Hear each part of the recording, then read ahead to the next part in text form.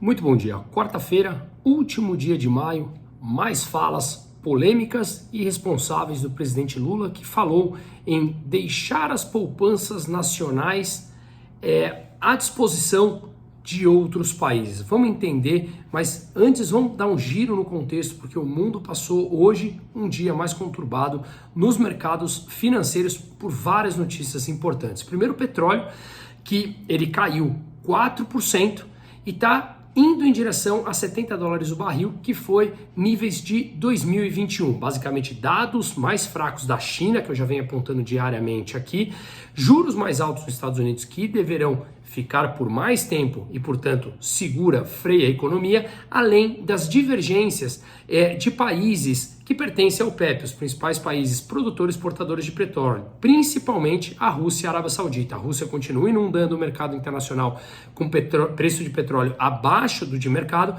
enquanto a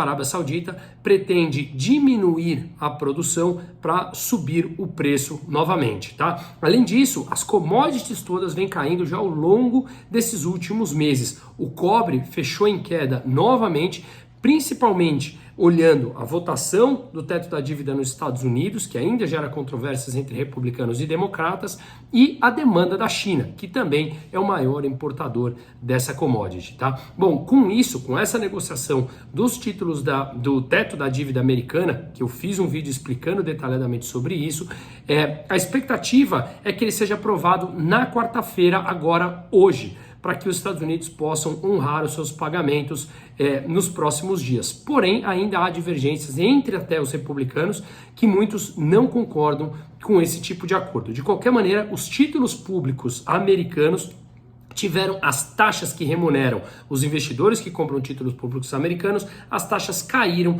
prevendo sim esse acordo entre os dois partidos, que, como eu venho falando há muito tempo, o cenário base é que sim, eles cheguem a algum tipo de acordo, tá?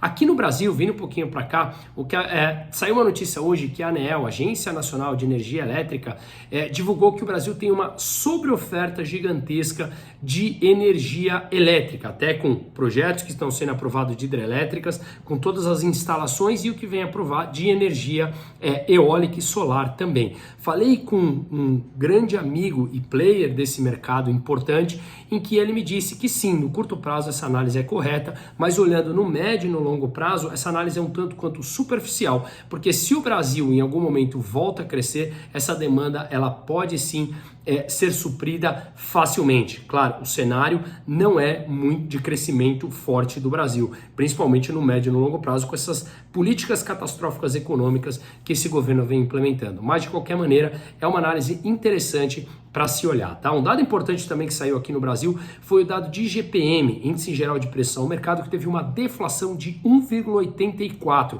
No mês anterior tinha vindo uma deflação de 0,95.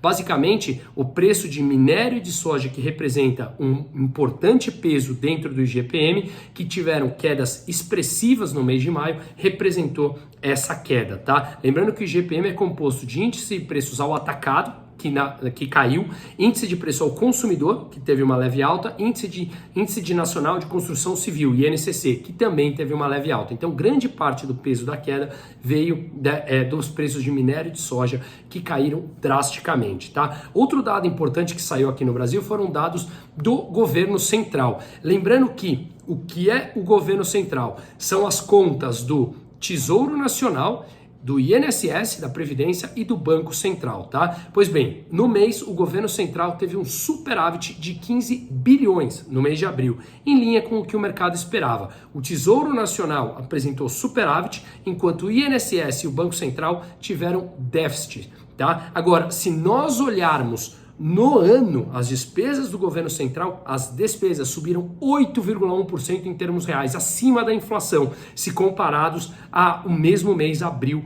de 2022, enquanto as receitas caíram 1,5%. Então, as receitas caíram 1,5%, enquanto as despesas acima da inflação cresceram 8,1%. É claro, como eu já fiz um vídeo explicando, que esse arcabouço fiscal não contém o endividamento, tá?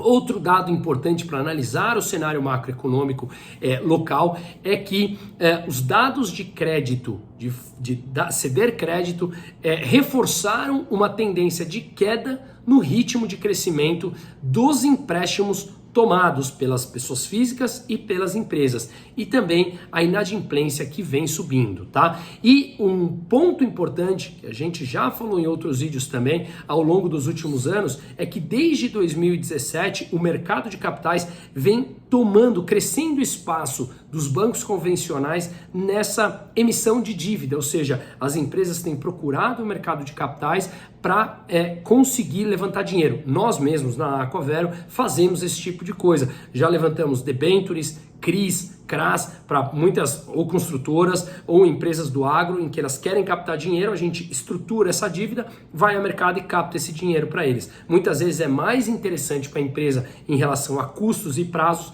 do que ir no banco convencional, tá? Então, desde 2017, quando o BNDES veio perdendo importância, o mercado de capital vem suprindo essa demanda, o que é extremamente importante. Mas, infelizmente, com o mercadante agora, o BNDES tende a ser mais um instrumento político, tá? Para falar um pouquinho de números, o que a gente viu foi que essa emissão de títulos privados no mercado de capital chegou a 1,4 trilhão de reais, tá? Então, extremamente importante, porque voltou a ganhar certo vigor depois do escândalo de fraude de 40 bilhões das americanas, tá?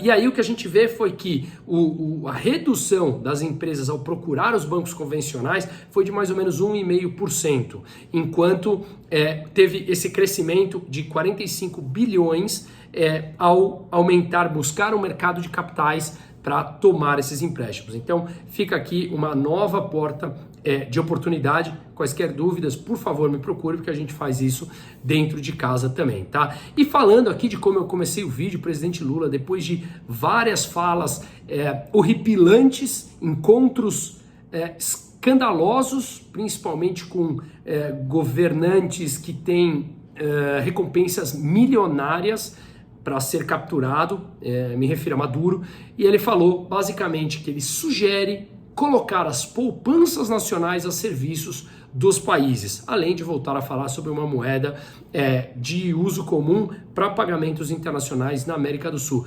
O que será que ele quis dizer sobre deixar as poupanças nacionais a serviço dos países, quando ele vem batendo na tecla que quer ajudar a Argentina, que está nessa situação justamente pelo fato de, ao longo das últimas décadas, ter gastado muito mais do que arrecadado e ser extremamente irresponsável fiscalmente? Nós não sabemos. Mas isso aqui é Brasil e eternamente faz sentido a gente, mensalmente, traçar um percentual das nossas reservas para moeda forte. Também fazemos isso dentro de casa e orientamos os nossos clientes. Dúvidas, por favor, à disposição, e uma ótima quarta-feira para todo mundo.